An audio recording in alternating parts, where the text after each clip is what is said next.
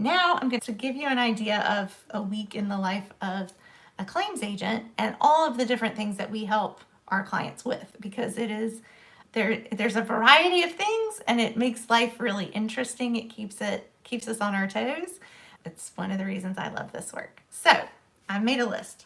I had that higher level review call, which we've talked about.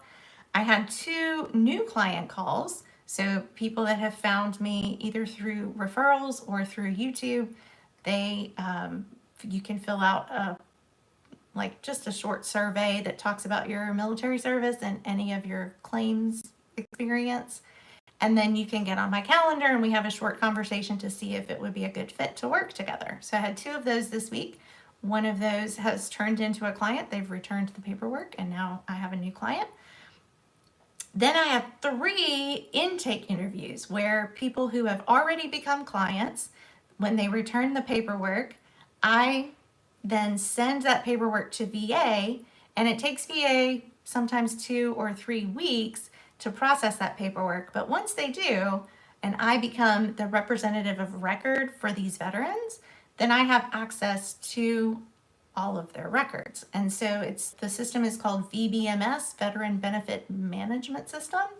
And so once I get access to their record in VBMS, then I create a big document about all of the claims that they've done before and what I can see has gone right or has gone wrong, things that we can do to further those claims or do a supplemental or do a higher level review, that kind of thing.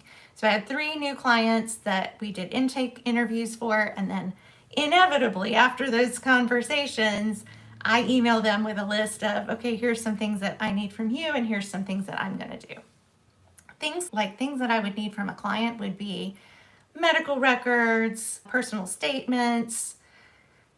I guess those are the 2 big things. Those are things that I, as a claims agent or anyone who's a representative of someone, we can't write your personal statement for you. We can help you, but that's something that has to come from you. And then getting medical records, technically VA can request them.